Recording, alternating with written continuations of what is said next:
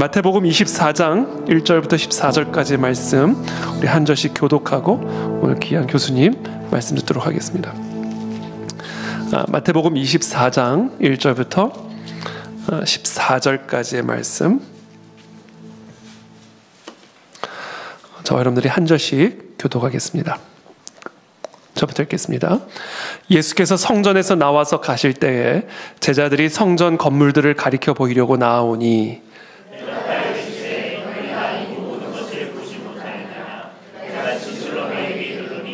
돌 하나도 돌 위에 남지 않고 다 무너뜨려지리라. 예수께서 감람산 위에 앉으셨을 때에 제자들이 조용히 와서 이르되 우리에게 이르소서 어느 때에 이런 일이 있겠사오며 또 주의 임하심과 세상 끝에는 무슨 징조가 있사오리이까. 너희가 사람의 미혹을 받지 않도록 주의하라. 많은 사람이 내 이름으로 와서 이르되 나는 그리스도라 하여 많은 사람을 미혹하리라. 난리와 난리 소문을 듣겠으나 너희는 삼가 두려워하지 말라.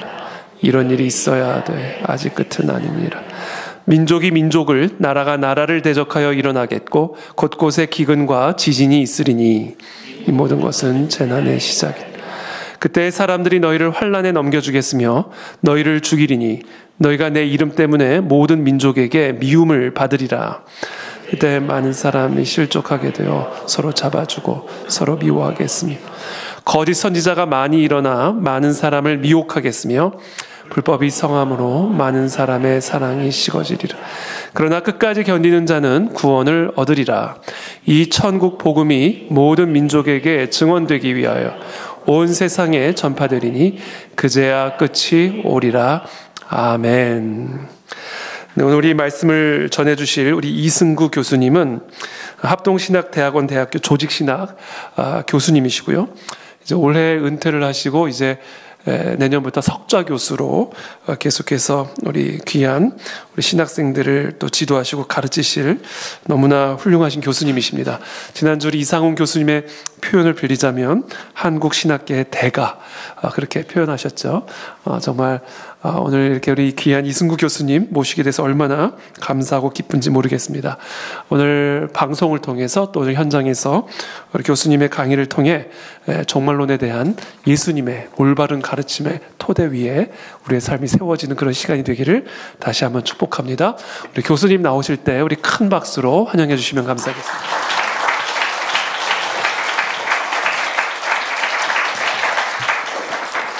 여러분들을 만나 뵙게 돼서 반갑습니다. 귀한 목사님, 제가 목사님인 줄은 잘 알고 있었습니다. 변호사라는 말이 이제 좀 더 익숙한 분이셨는데, 목사님이신 줄 알고 있었었는데, 이렇게 단독 목회를 하는지는 이번에 처음 알았어요. 그죠? 여러분들과 같이 하나님의 말씀을 잘 가르치시고 귀한 교회를 이끌어 나가시는 이 귀한 일, 얼마나 귀한지 모르겠습니다.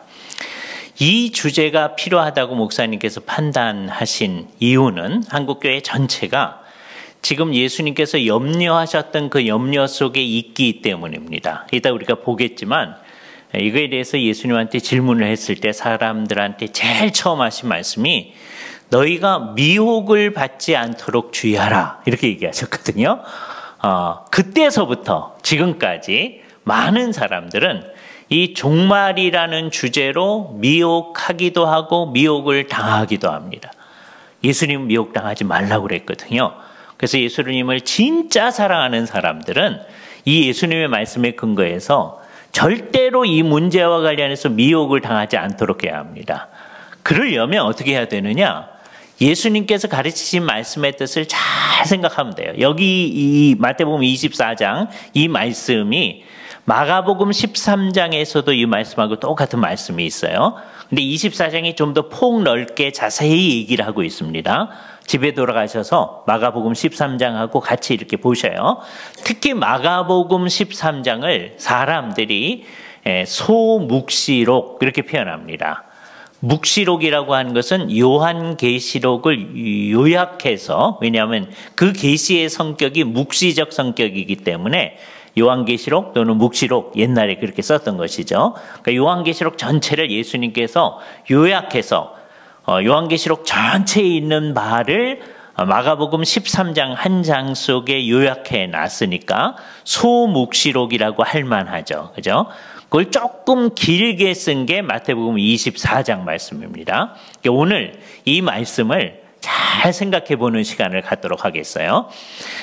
이 말씀은 어디서부터 시작되어지느냐 하면 예수님께서 예루살렘 성에서 가르치실 때에서부터 시작되어집니다. 여기 이제 예수님의 생애의 마지막 주간 중에 있었던 일입니다. 조금 있으면 예수님께서 잡히시고 십자가에 달려 돌아가시고 그리고 조금 있다가 부활하실 그것을 앞에 두시고 근데 그 일이 예수님에게 있을 거라고 하는 것을 나머지 사람들은 전혀 생각도 안 하고 있어요.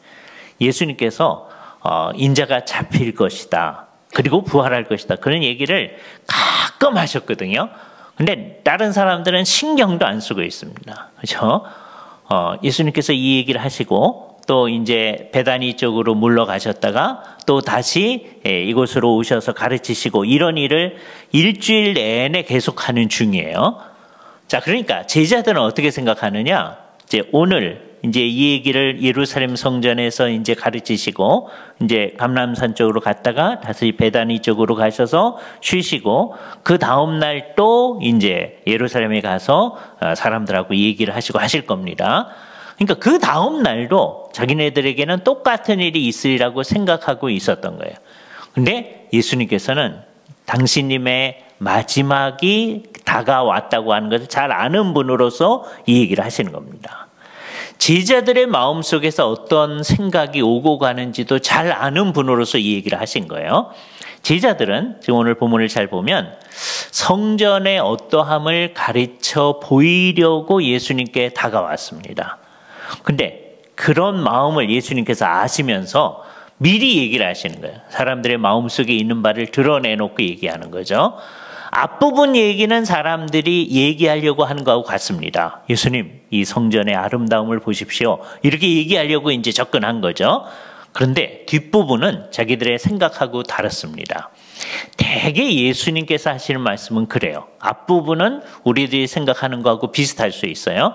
그러나 결국은 예수님 얘기를 다 듣다 보면 우리 마음속에 있는 생각을 이렇게 완전히 뒤집어 놓으십니다. 이 본문 가운데서도 마찬가지예요. 예수님으로부터 그 우리의 생각을 뒤집는 생각을 잘 배워나가는 것이 매우 겁니다. 하여튼 제자들의 마음은 어디에 관심이 있었느냐? 이 아름다운 성전 건물에 관심이 있었습니다. 예루살렘 성전, 그러면 여러분이 솔로몬 성전 이제 생각할 수 있겠죠. 자, 그렇게 하고서는 바벨론의 포로로 잡혀가가지고서는 나중에 작은 성전을 하나 이제 다시 세웠어요. 흔히 수룹바벨 성전이라고 하는 거죠. BC 516년에 이제 세워놨습니다. 나이가 많으신 분들은 옛 성전도 보았고, 그다음에 거의 70년이 지난 다음에 새로 세워진 성전을 봤을 때 정말 눈물을 흘리면서 그 성전을 보는 사람이 많았습니다. 그죠? 옛 성전, 솔로몬 성전의 그 아름다움보다 별로 아름답지 못한 모습을 봤던 거예요. 그래서 이 수룹바벨 성전을 제2성전 그렇게 하고요. 그 BC 516년서부터 지금 예수님이 살고 계시고 있는 요때가 이제 한 27년 아니면 30년 일대입니다. 정확히 언제인지가 알 길이 없어요. 자, 그때까지의 상황. 조금 있다가 어떻게 될 거냐 하면 예수님이 오늘 본문 가운데 얘기하신 대로 이 성전이 무너질 겁니다. 그게 AD 70년에 무너지는 거거든요. 그때까지를 뭐라고 얘기하느냐? 제2성전 시기라고 얘기합니다. BC 516년 그때서부터 예수님이 활동하시는 그때를 다 포함해서 70년에 이르기까지 예수님 분명히 한 27년이나 30년 중에 돌아가십니다. 그러나 그때까지를 제2성전 시기라고 얘기하고 그 시기의 성전 성격이 어떤가 하는 것들을 사람들은 관심을 가지고 열심히 공부를 하려고 그래요. 그죠? 알 수 있는 게 있고 알 수 없는 게 있고 사람들은 할 수 있겠죠. 하여튼 그 상황 속에서 이 사람들은 예수님의 제자들도 그 시대의 영향을 받아가지고서는 이 성전이 아름답다 그러는 거예요. 이 성전은요, 아까 수룹바벨이 세웠던 그 성전을 헤롯 대왕이 잘 이렇게 보충을 해줘가지고서는 가장 아름답게 다시 개축해 놓은 상황입니다. 그죠? 이 아름다운 성전을 바라보면서 사람들은 이것이 정말 중요하다고 생각하며 나오는 거예요. 그 사람들은 성전 중심으로 신앙생활을 하던 사람들이었거든요. 그래서 이 아름답지 않습니까? 라고 하면서 예수님께 접근한 겁니다.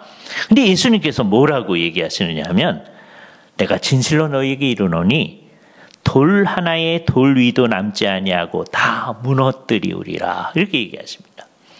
예수님이 이 얘기를 하신 다음에 이 말이 일종의 관용 어구가 됐습니다. 모 전체가 완전히 무너진 것을 얘기할 때 돌 하나도 돌 위에 남지 아니하고 그런 표현을 사람들이 이제 쓰는 것이죠. 예수님이 말씀을 하셨기 때문입니다. 신학하시는 분들 그런 말을 많이 쓰는데, 예를 들어서 어떤 분은 책을 이제 썼다가 그걸 완전히 개정해낼 때, 대개는 그렇게 안 하죠. 조금만 바꾸죠. 그런데 정말 완전히 개정해낼 때 뭐라고 하느냐면 이 말을 가져다가 돌 하나도 돌 위에 남지 아니하고 뭐 이렇게 이제 말을 쓰는 경우가 있어요. 예수님께서 그렇게 얘기하신 거예요. 이 말이 제자들한테 주었을 충격이 얼마나 큰 것인가 하는 것은 우리는 짐작할 길이 없습니다. 모든 것을 성전 중심으로 살았던 그들, 다른 곳에서는 희망이 없지만 성전에서는 희망이 있다고 생각했던 그들, 그런데 이 성전이 무너지는데 어느 정도 무너지느냐, 정말 산산조각 나는 거죠. 돌 하나도 돌 위에 남지 아니하고 다 무너진다고 하는 것을 우리가 이 상황을 잘 생각해 봐야 됩니다. 예수님이 하시는 말씀을 그 뜻을 잘 알고 생각해야 돼요. 예루살렘에 가보셨던 분들이 이렇게 얘기하실 분이 있어요. 예수님, 그게 무너지긴 무너졌는데요, 통곡의 벽 그쪽은 안 무너졌는데요. 이렇게 얘기하는 사람은 예수님이 얘기하시는 말의 의도를 잘 모르는 사람입니다. 그죠? 이 돌 하나도 돌 위에 남지 아니하고라는 말이 문자적으로 정말 돌 위에 돌 하나도 안 남고 그런 얘기가 아니라고 하는 것을 다 알아야 되는 거죠. 예를 들자면 목사님께서 다음 주에 금요일 날 또 우리가 이 기도회 하니까 모두 다 나와야 됩니다. 이렇게 얘기했을 때 이 세상에 있는 모든 사람이 다 여기로 오라는 얘기가 아님을 우리 다 알겠죠. 우리 교회에 속한 성도들은 다 와야 됩니다. 이런 것을 문맥상 알아듣잖아요. 그죠? 예수님, 돌 위에 돌 하나도 남지 않고 무너진다고 하니, 아니 여기 통곡의 벽은 상당히 많이 남았는데요, 예수님 말씀대로 안 됐네요. 이렇게 생각하는 사람들은 얼마나 성경을 이상하게 해석하는 사람입니까? 그죠? 그렇게 하려고 하는 분들이 지난주에 여러분이 공부하셨던 세대주의자들입니다. 그분은 구약 성경을 문자적으로 다 해석해야 된다. 그래서 언젠가는 예루살렘 성이 다시 세워져야 된다. 뭐 이런 사람들이 나오는 거예요. 예. 그걸 잘 생각하지 않으면 아주 이상한 결과들이 나타나는 겁니다. 그죠? 예루살렘에 가면 성전이 있는 그 터 위에 황금 사원이라고 되어 있는 게 있죠. 그게 이제 모스크라고 하는 걸 다 아시잖아요. 이슬람교도들의 성지입니다.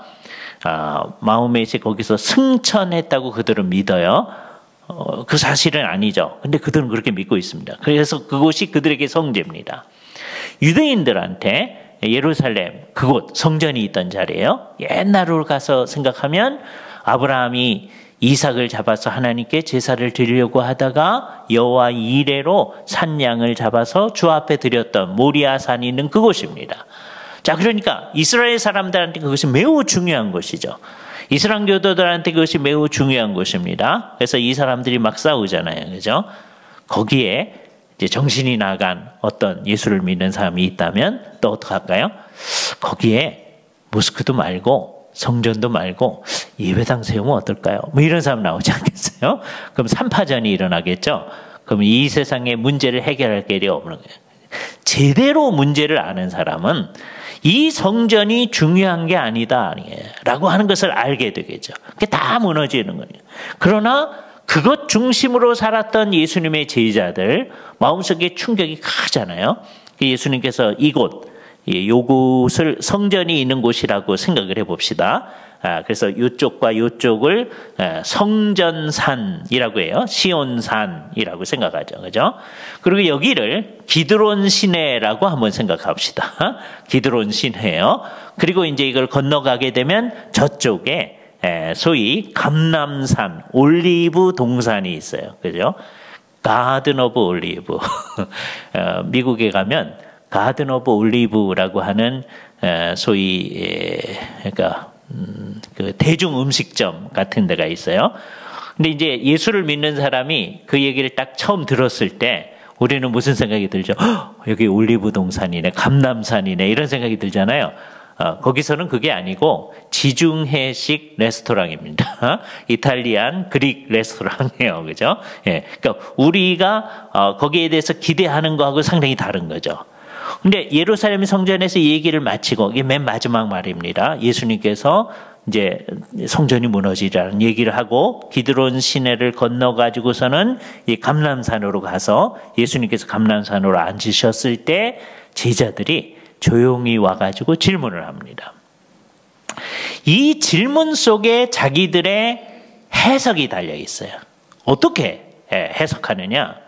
성전이 무너지다니. 이거 굉장히 놀라운 일이거든요.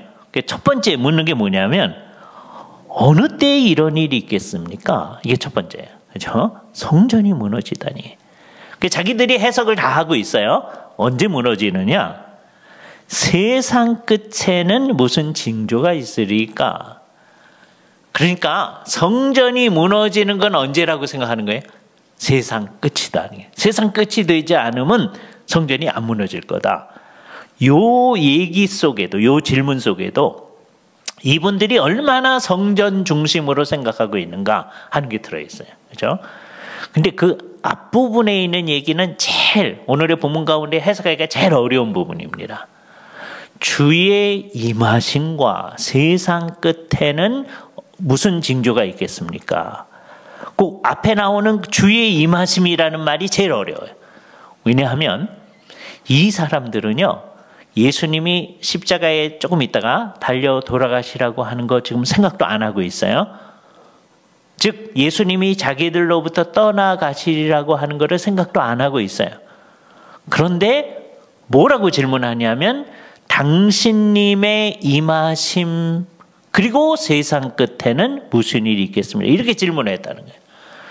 굉장히 이해하기 어렵습니다. 자유주의자들, 성경대로 안 믿는 사람들은 예수님의 제자들이 이런 식으로 얘기했을 것 같지 않다 이렇게 얘기를 해요. 그 사람들의 잘못된 태도. 그 사람들은 이거는 후대의 교회가 예수님께서 이제 우리에게서 떠나가시고 예수님은 하늘에 가시고 계셨으니까 이제 나중에 다시 오리라라고 하는 걸 알게 된 교회가 하는 질문이라는 거예요. 세상 끝에 예수님이 다시 오신다. 그때 무슨 징조가 있겠습니까? 이렇게 물어보는 거라는 거예요. 그러니까 그건 말이 되는데요. 예수님의 제자들이 예수님한테 와가지고 당신님의 임하심과 이 질문을 했을 것 같지는 않다는 거죠. 다 이유는 있습니다. 그러나 여기서 이제 우리의 성경을 대하는 태도가 나타나야 돼요. 성경이 그렇게 말하면 우리가 도무지 이해가 안 돼도 그렇다고 받아들여야 돼요. 그죠? 아니 이 사람들이 예수님이 떠나가는 것도 생각하지 않고 있는데 무슨 당신님의 임하심 무슨 이런 얘기가 있겠습니까? 그럴 리는 없습니다. 그건 자기 생각이에요. 지금 예수님께 나와서 성전이 무너지다니요. 예수님 그거는 세상 끝에나 있을 겁니다. 라고 하면서 질문하는 예수님의 제자들하고 똑같이 우리 나름의 생각을 하고 있는 거예요. 그거 다 안 되는 겁니다. 우리는 예수님과 얘기를 할 때 우리의 생각이 있죠. 근데 우리의 생각을 예수님의 생각에 쳐서 복종시키는 일을 해야 됩니다. 여러분이 이 교회에 출석하면서 설교를 목사님으로부터 많이 들을 겁니다. 그때 우리가 해야 할 일은 뭐죠? 여러분의 생각이 있는데 목사님이 제시하시는 성경이 말하는 생각이 있으면 목사님, 그건 목사님 생각이시고요. 만일 여러분이 끝까지 그런다면 아무 의미 없는 일을 하는 것이죠. 그렇죠? 목사님들은 애를 써서 성경이 말하는 진짜 의미, 하나님의 의미, 예수님의 의미를 얘기하려고 하는 거고 우리는 그 얘기를 들으면서 그건 목사님 생각이 그러지 아니하고 아, 주께서 저렇게 생각하시는구나. 주님의 생각하고 내 생각이 다르니까 우리는 우리 마음대로 해야 되겠다. 그러지 아니하고 우리의 생각을 쳐서 주님의 생각에 복종시키는 일을 하는 거죠. 계속해서 우리는 그 일을 할 겁니다. 오늘도 이제 그 일을 하려고 하는 거예요. 그렇죠? 그러니까 여기서 제일 처음 어려운 말이 뭐냐면 당신님의 임하심이란 말이에요. 예수님을 앞에 놓고 영어로는 이게 돼요. Your coming. 당신님의 임하심. 그런데요, 그거를 한국말로 그냥 Your coming이니까 당신의 임하심. 근데 예수님 앞에 있거든요. 근데 한국말은 그게 안 되는 거예요. 왜요? 사람을 앞에 놓고 당신 그럴 때는 어떻게 하는 거냐면 그 사람하고 자기하고 동등하다는 얘기거든요. 예수님을 자기하고 동등한 사람으로 취급하는 거예요. 그래서 그 말을 쓰면 안 돼요. 그죠? 우리의 선배들이 고민한 거예요. 그래서 이 말들을 전부 다 바꿔놨어요. 그래서 우리말 성경에 지금 뭐라고 번역이 돼 있어요? 주의 임하심과 이렇게 돼 있잖아요. 그게 왜 주의 임하심이에요? 워낙은 Your coming이거든요. 예. 이럴 때 우리가 활용하기 좋은 말이 있는데 박윤선 목사님의 말버릇을 활용하는 거예요. 성부, 성자, 성령 하나님에 대해서 얘기할 때는 언제나 당신님이라고 쓰셨어요. 이건 한국 맞춤법 통일안에는 어긋나는 말이에요. 당신님이란 말 없어요. 근데 하나님에 대해서 얘기할 때는 늘 그렇게 쓰시는 거예요. 그죠? Your coming. 그죠? 당신님의 임하심과 그게 세상 끝일 테니까 그때는 어떤 일이 있겠습니까? 지자들의 마음 가운데 이 성전이 무너지는 게 이제 세상 끝에 일어난다고 생각하고 있구나 하는 것을 잘 아신 예수님께서 두 가지 중요한 작업을 하십니다. 뭘 하느냐? 4절서부터 오늘 읽었던 14절까지는 처음부터 끝까지의 전체적인 틀을 딱 얘기해 주십니다. 전체들. 처음부터 끝이라고 하는 건 뭐냐? 지금 예수님이 이 세상에 계신 이때에서부터 예수님이 다시 올 때까지의 전체적 정황을 쭉 다 얘기해 주세요. 그죠? 왜? 제자들이 그걸 궁금해 하시니까. 다음에 제자들이 구체적으로 궁금해 하는 상황이 뭐냐면 예루살렘 성전의 멸망이잖아요. 예루살렘 성전의 멸망에 대해서는 15절부터 23절까지 말씀에서 얘기를 하시는 거예요. 이거를 띄워놓고 생각하지 아니하면 우리들은 정말 언제나 오해를 하게 되어집니다. 그래서 오늘 읽었던 14절까지가 처음부터 끝까지를 전체적으로 틀로서 설명해 주시는 것이다 라고 하는 것을 생각하시면 됩니다. 이렇게 얘기하는 거예요. 맨 처음에 나오는 얘기들은 다 나쁜 얘기입니다. 제일 처음 하시는 말씀이 너희가 사람의 미혹을 받지 않도록 주의하라. 첫 번째가 미혹 얘기예요. 그죠? 이게 미혹받기 쉬운 주제이기 때문입니다. 자, 왜 그렇게 얘기하느냐? 첫 번째 일어날 일, 뭐가 일어나느냐? 5절에 보면 많은 사람이 내 이름으로 와서 나는 그리스도라 하여 많은 사람을 미혹할 것이다. 첫 번째 일, 거짓 그리스도의 출현이죠. 거짓 메시아의 출현이에요. 이 얘기 속에 예수님께서 당신님이 참 그리스도다라고 하는 것을 넌지시 가르쳐 주시는 거예요. 이게 놀라운 거예요. 예수님께서는 어떤 분이시냐? 한마디로 요약하면 그 베드로가 예수님께 했던 질문도 대답도 마찬가지입니다. 너희는 나를 누구라 하느냐? 그랬을 때 또 똑같은 문제예요. You are the Christ and the Son of the living God 그랬잖아요. 자, 그러니까 예수님을 앞에 놓고 베드로가 하는 대답이에요. 그걸 어떻게 대답해야 되냐? 우리말로 번역할 때 우리의 선배들이 고민을 하다가 주는 그리스도시요 살아계신 하나님의 아들이십니다. 이렇게 했잖아요. 그 주는이라는 말에 주자 없어요. 왜냐하면 당신은 그렇게 얘기하기가 어려우니까 그걸 주님이라고 고쳐놓은 거예요. 전부 다 그렇게 되어 있습니다. 이때 이제 활용하기 좋은 말이 우리 박윤선 목사님의 어법이에요. 당신님은 그리스도시요 살아계신 하나님의 아들이십니다. 하나님의 아들이신 즉 하나님이신 메시아 예수님이 그런 분이시다. 이게 베드로가 예수님께 그렇게 고백했죠. 여기서도 예수님이 당신님이 그러한 분이심을 얘기하는 거예요. 이분이야말로 참 메시아이신데 하나님이신 메시아이세요. 신적인 메시아. 이게 예수님의 정체성입니다.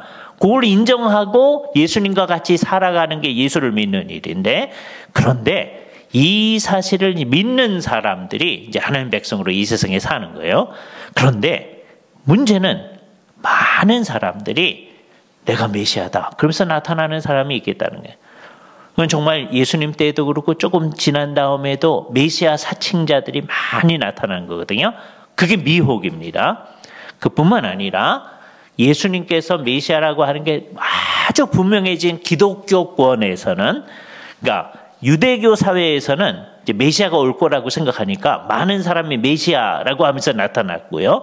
기독교권 안에서는 이게 어떤 식으로 나타나냐면, 예수님이 다시 오신다고 했으니까 내가 다시 온 메시아다, 즉 재림 예수다, 그것을 시사하는 사람들이 자꾸 나타나요. 그게 미혹해하는 겁니다. 그죠? 그 미혹해하는 사람들 가운데서 제일 교묘한 사람이 어떤 사람이냐 하면, 좀 모자라는 그 미혹해하는 사람은요, 내가 메시아다 이러면 나타나는 분이 있어요. 그러면 그 사람이 이제 잘못된 가르침을 한 것으로 아주 분명히 나타나는 거거든요. 그 중에 가장 고단수의 사람들이 절대로 자기가 메시아라고는 얘기하지 않습니다. 그런데 그 주변에 있는 사람들이 저 사람은 참 메시아야 이렇게 말하게끔 만드는 사람들이 있어요. 그러면 나중에 이게 문제가 돼도요, 나는 내가 메시아라고 한 적이 없다, 나는 내가 그리스도라고 한 적이 없다, 그렇게 늘 얘기하거든요. 예? 그런 사람 되게 많이 있습니다. 고단수의 사람이에요. 그런데 사람들이 다 메시아라고 하고 있으니까 그것이 문제인 거죠. 미혹을 받은 거예요. 그죠? 언제나 미혹받는 문제에 있어서는 미혹하는 사람도 문제지만 미혹을 받는 많은 사람들이 문제이기도 합니다. 어떤 사람을 거짓된 그리스도를 정말 그리스도라고 믿어 나가는 그것, 이게 언제나 문제인 거죠. 이게 첫 번째 가장 커다란 문제거리로 생각합니다. 두 번째는 6절입니다. 난리와 난리의 소문을 듣겠다. 자, 두 가지예요. 하나는 난리고요, 하나는 난리의 소문이에요. 우린 그냥 한꺼번에 읽어서 난리와 난리의 소문, 난리가 많이 난다는 소문 자꾸 생각하기가 쉬운데, 그 얘기가 아니라 난리와 어려운 일이 일어나요. 그리고 그런 일이 일어난다고 하는 소문이 나타난다는 거예요. 그죠? 그러면서 7절이 뭐가 그 난리인지를 설명합니다. 민족을, 나라가 나라를 대적하여 일어나겠고, 그게 뭐겠어요? 전쟁이죠. 그 다음에 처처에 또는 곳곳에 기근과 지진이 있을 거다. 자연재해들입니다. 그죠? 이게 언제부터 언제까지의 상황을 얘기한다고요? 예수님의 초림하셔서 이 세상에 활동하실 그때서부터 예수님께서 다시 오실 때까지 정황 전체를 얘기하는 거예요. 자, 아까 미혹하는 일, 거짓 그리스도의 출현도 초림 그때서부터 계속되는 일입니다. 그죠? 우리나라에도 수없이 많은 재림 예수들이 있어요. 예? 그 사람도 문제고 그 사람을 따라가는 사람도 문제잖아요. 초림서부터 재림까지 계속 있는다고 그랬어요. 또 초림서부터 재림까지 무슨 일이 있다고요? 난리와 난리의 소문. 그 중에 하나가 뭐예요? 전쟁이에요. 지금 전쟁이 두 곳에서 진행되고 있어요. 또 지진과 기근 곳곳에서 나타나고 있어요. 그러니까 이게 이제 성경대로 예수님 말씀대로 생각하지 않는 사람들을, 예수님의 의도는 뭐예요? 초림서부터 재림까지 그런 일이 계속 있으리라는 거잖아요. 그 생각하지 아니하고 이거를 예수님이 오실 때쯤이라고 자꾸 해석하는 사람들 뭐라고 그럴까요? 전쟁이 자꾸 나고 기근과 지진이 있으니까 예수님이 오시는 때가 가까웠구나, 그런 사람 되게 많죠. 예수님의 말씀대로 생각하지 않는 거예요. 그렇죠? 지금 여기는 뭘 얘기하는 거예요? 초림서부터 재림까지의 전체적 정황을 얘기하는 겁니다. 그걸 잘 생각하셔야 돼요. 그죠? 두 가지만 얘기했는데도 다 나쁜 거였습니다. 난리와 난리의 소문, 두 번째 얘기했어요. 그죠? 세 번째. 이거는 믿는 사람한테 적용되는 말인데, 그 얘기하기 전에 이 어려운 일들에 대해서 뭐라고 하시느냐 하면 8절에 이 모든 것은 재난의 뭐라고 그랬어요? 시작이라. 이걸 기억하셔야 돼요. 재난의 시작이라. 그죠? 그러니까 전쟁, 기근, 지진 다 생각할 때 초림서부터 재림까지 계속 있는 일이에요. 그걸 다 생각해야 됩니다. 그 모든 일이 다 뭐예요? 재난의 시작이다. 그죠? 이따가 이제 한 말씀 더 할 거예요. 예.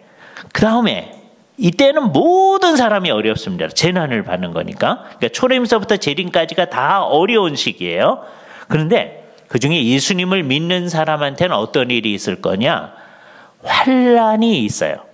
환난이라는 건 워낙 어려운 일을 당하는 걸 환난이라고 그러는데 이 기독교의 용어에서 환난은 특별히 예수를 믿는 사람들이 당하는 어려움을 얘기할 때 환난이라고 얘기합니다. 그죠? 우리가 당하는 환난을 뭐라고 얘기해요? 9절. 그때 사람들이 너희를 환난에 넘겨주겠으며 너희를 죽이리니 너희가 내 이름 때문에 모든 민족에게 미움을 받을 거다. 이때 너희는 누굴까요? 예수를 믿는 사람들이죠. 요렇게 해야 제대로 가는 거예요.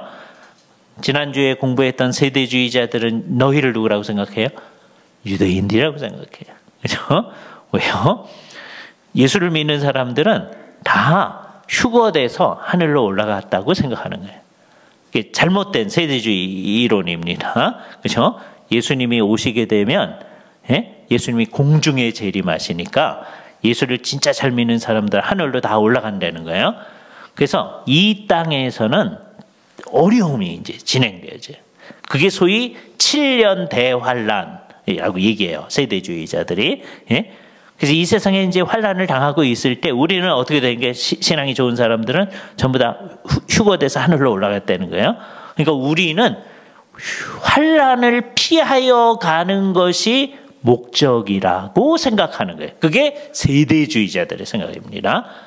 그런데 그 해석, 그럼 이 세상에서 이제 하나님 나라의 좋은 소식을 전파하며 다니는 사람들이 유대인들이라는 거예요. 이 유대인들이 환란에 넘겨질 것이다. 예수님께서 너희가 환란에 넘겨줄 것이다. 그래서 너희가 내 이름 때문에 모든 민족에게 미움을 받을 거다. 유대인들이 여태까지 미움을 당하고 한 게 다 이 말씀 때문이다. 자꾸 얘기를 하는 거예요. 그런데 유대인들 가운데 예수님과 관련된 유대인들은 극히 소수거든요. 예수님과 관련되어서 미움을 받지 않거든요. 오히려 예수님을 안 믿는다는 것 때문에 미움받은 적이 많이 있었어요. 그러니까 그게 안 맞는 거죠. 그러니까 너희가 누구다는 걸 분명히 해야 돼요. 너희는 누구예요? 우리예요. 마음속에 잘 생각해야 됩니다. 금요일 저녁에 이렇게 나온 사람들이 성경이 얘기한 거 들어봤더니 어렵다고 해서 이제는 안 믿을랍니다. 그러진 않을 거 아니에요. 잘 생각해야 돼요. 성경은 예수를 믿는 사람들이 이 세계 살면서 어떻게 되리라고 얘기하고 있어요? 환난 가운데 있으리라 이렇게 얘기합니다. 그렇죠? 그래서 너희를 환난에 넘겨주고 심지어 어떤 사람들은 너희를 죽일 것이다. 예수님의 이름 때문에 모든 민족에게 미움을 받아요. 그죠? 그뿐만 아니라 어떤 일이 이루어지느냐? 이건 교회 바깥에서 일어난 환란이죠. 예수 믿는 사람 어렵게 하는데 교회 안에서도 문제가 일어나는데 많은 사람이 실족하게 되어 서로를 잡아주고 자 그러니까 환란이 교회 안에도 나타나서 이 사람들을 서로 어렵게 하는 거잖아요. 그죠? 서로 미워하겠다라고 얘기하는 거예요. 여기 이상한 이제 생각이 나타납니다. 그러니까 환란이라는 말 자체는 일반적으로 어려움이라는 말인데 이 말씀 때문에 그리고 성경에 사용된 용어 때문에 예수를 믿는 사람들이 당하는 어려움을 환란이라고 얘기합니다. 그렇죠? 그러니까 그것만 생각해도 이 말씀에 의하면 예수를 믿는 사람들은 이 세상에서 뭐를 당하도록 돼 있어요? 환란을 당하도록 돼 있어요. 그렇죠? 이걸 잘 생각을 해야 돼요. 그래서 13절에 끝까지 견디는 자는 구원을 얻으리라. 그래서 전체적인 틀로 보면 우리는 환란을 견디어서 끝까지 나가는 거예요. 그걸 갖다 우리가 환란 통과설 그렇게 얘기합니다. 환란을 통과해 나가는 거예요. 우리는 뭘 받아요? 환란을 받아요. 그러면서 어떤 사람은 죽임을 당해요. 예수 믿는 게 그런 건 줄 알았으면 안 믿을 걸 그런 생각이 듭니까? 그래서는 안 되죠. 성경이 그렇게 얘기하면 그 말이 우리에게 있을 거다라고 얘기하는 거예요. 그죠? 그러면서 이 세상에 이제 어떤 일이 벌어지느냐? 11절, 12절 상황인데요. 거짓 선지자가 많이 일어나 많은 사람을 미혹해 하겠으며, 아까 거짓 그리스도가 미혹한다고 그랬잖아요. 이번에는 거짓 선지자가 나타나서 미혹하게 해요. 다음에 이 세상에서는 불법이 성한다고 그러죠. 불법은 뭐냐? 아노미아라는 말인데, 여러분 중학교 가면 아노미 현상 그런 거 배우잖아요. 그게 불법이라는 말이에요. 불법은 곧 죄니라 성경이 얘기한 거 기억하시죠? 이게 불법은 뭐냐? 죄예요. 불법이 성함으로 이 세상에 뭐가 점점 많아져요? 죄악이 점점 많아져요. 그렇죠? 그리고 많은 사람의 사랑이 식는다. 이 세상은 점점점 사랑이 고갈되어지는 세상이 되어질 것이다. 우리가 살고 있는 세상의 성격에 언제부터 언제까지? 초림서부터 재림까지의 성격 전체가 그렇다. 이걸 마음속에 딱 생각하셔야 돼요. 그죠?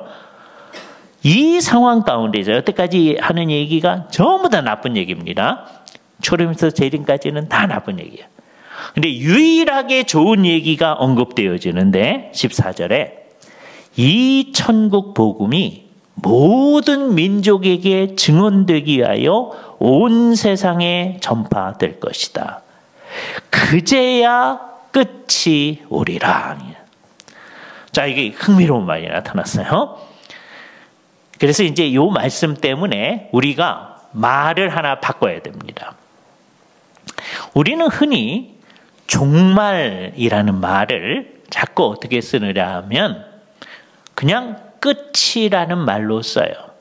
그죠? 그 구약시대의 말을 쓰던 방식이었어요. 구약시대에 선지자들이 뭐라고 얘기했어요? 하나님께서 이 세상을 창조하셨고 하나님의 뜻대로 이 세상이 통치되다가 언젠가는 이 세상에 끝이 올 것이다. 그랬어요. 그 끝이 오는 걸 구약시대에 뭐라고 그랬어요?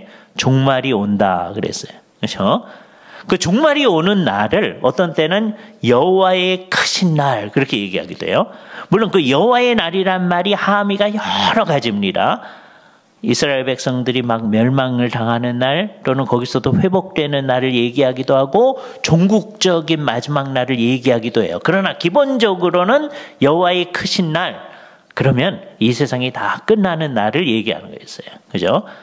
자, 여기서 이제 기억해야 할 두 가지 용어 있습니다. 비슷한 용어이기 때문에 시작하는 것을 프로토스라고 그래요. 시작하는 게. 그죠? 하나님께서 창조하심으로 시작했어요. 끝나는 것을 에스카토스라고 그래요. 끝, 종말이라는 거죠. 그래서 구약에서는 이 세상이 시작됐으니까 언젠가는 끝이 난다라고 하는 것으로 일반적으로 얘기가 되어졌어요. 모든 사람이 그렇게 생각하고 있는 거예요. 자, 그런데 예수님이 오셔서 우리한테 뭘 얘기해 주냐면 예수님이 지금 오셔서 하는 활동 전체 이게 종말이 시작되어진 거다라고 얘기하는 거예요. 그러니까 종말은 언제 시작된 거예요? 예수님이 이 세상에 오심으로써 시작되어진 거예요. 그게 언제예요? 2000년 전이에요. 예? 그러니까 말을 이제 새롭게 써야 됩니다.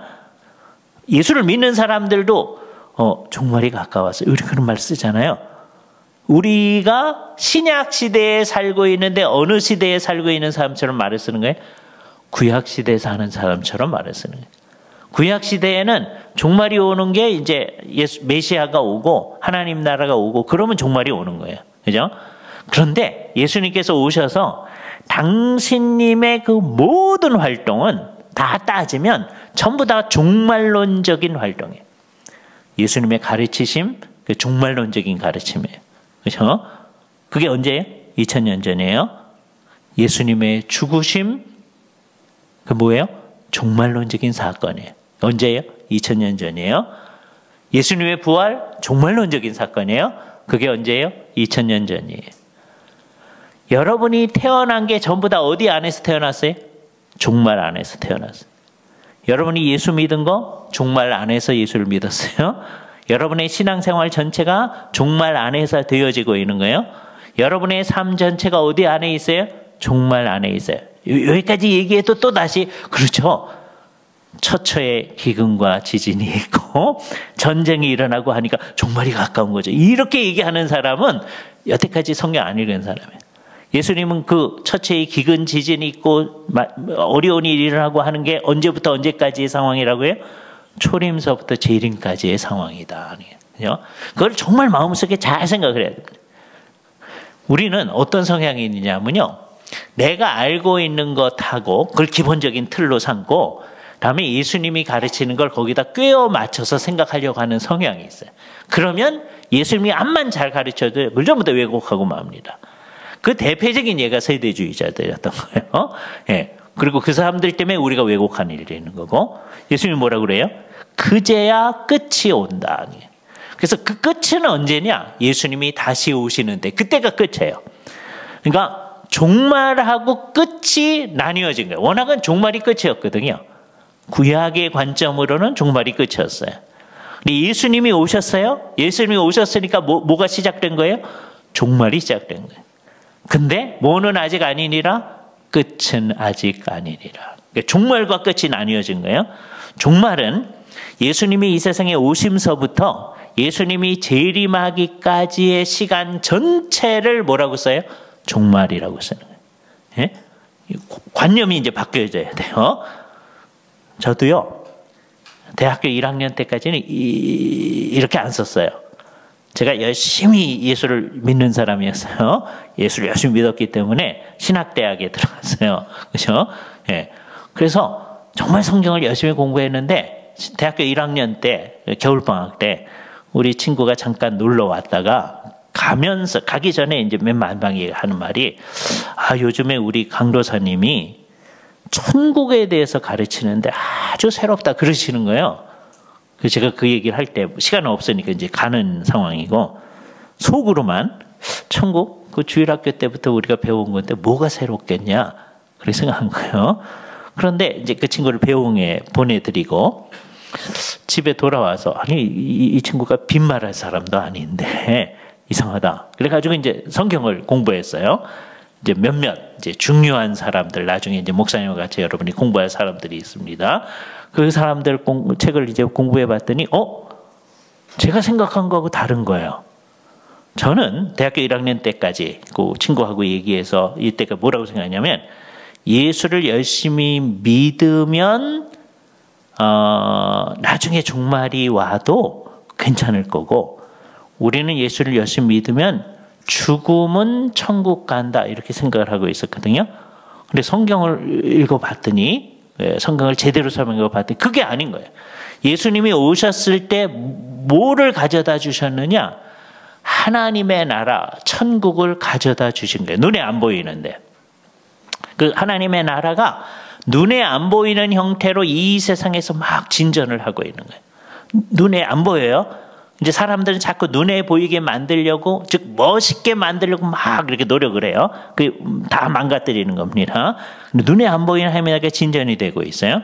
그게 뭐냐? 그게 종말이 온 거예요. 근데 아직 뭐는 안 왔다? 끝은 안 왔다. 요거를 생각해야 돼요. 그죠?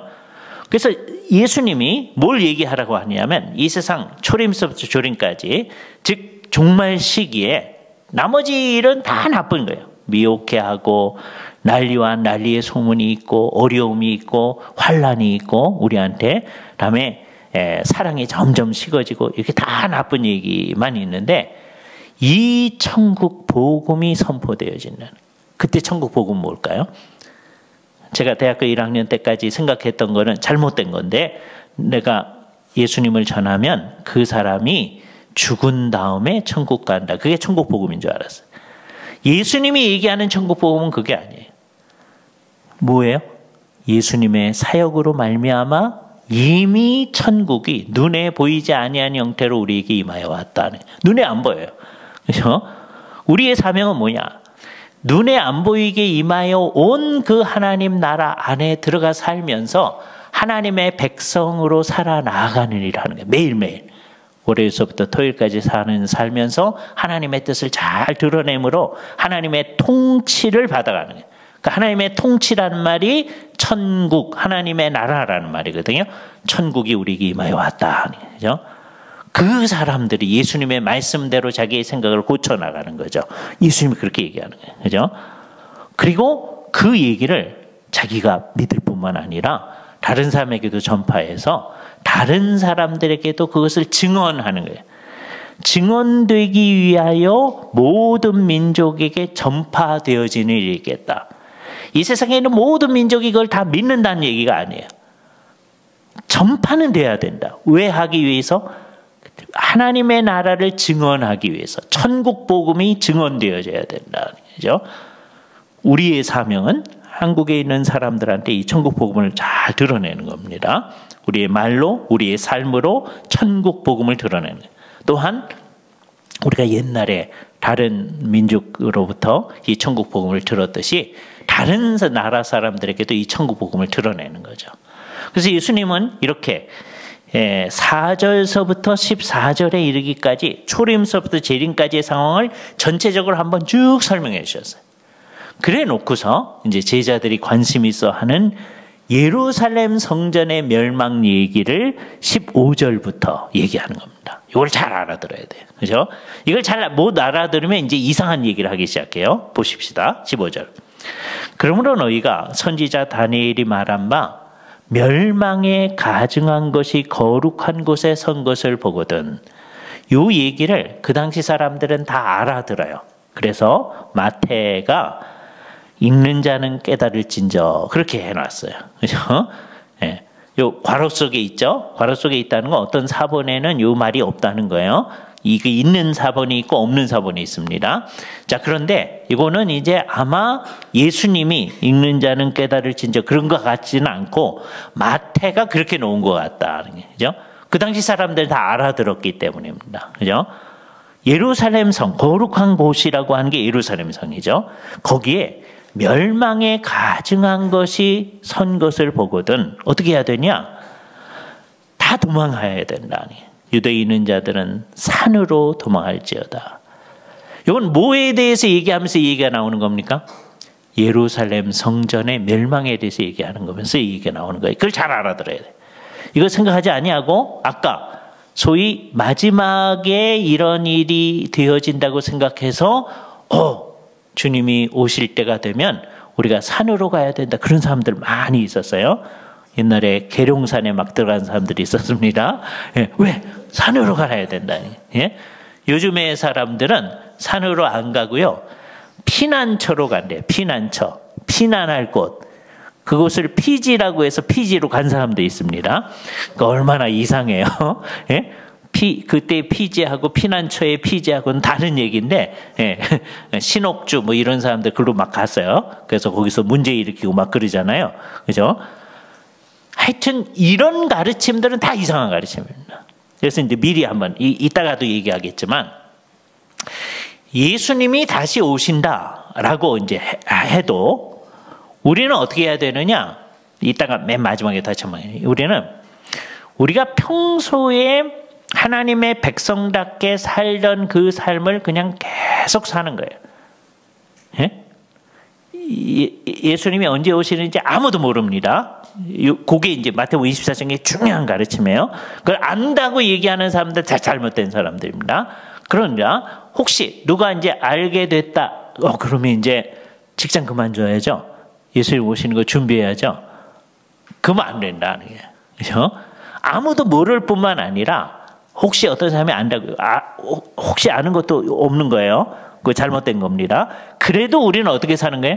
매일매일 제대로 사는 게, 똑같이 사는 거라고 얘기했을 때 다 이제 엉터리로 사는 게 너무 익숙하니까 똑같이 사는 거니까 계속 죄 지으면서 살겠습니다. 이렇게 생각하는 사람들이 많아서요. 매일매일 제대로 사는 거예요. 예? 그 일이 제대로 돼 있어야 돼요. 그렇죠? 우리가 생각해야 될 겁니다. 그러니까 이 얘기, 산으로 도망하는 거는 누구한테 그러라는 거예요? 예루살렘 성전이 멸망할 것 같은 조짐이 보일 때 유대인들이 그렇게 하라는 거예요. 우리한테 하는 얘기가 아니에요. 이거는 이 부분 15절서부터 22절까지는 누구한테 하는 말이다? 예루살렘 성전의 멸망 상황 속에 있는 사람들한테 하는 거다. 우리는 이게 AD 70년에 이루어진 걸 압니다. AD 70년에 디도 장군이 와가지고 그 사람이 조금 있다 로마의 황제가 돼요.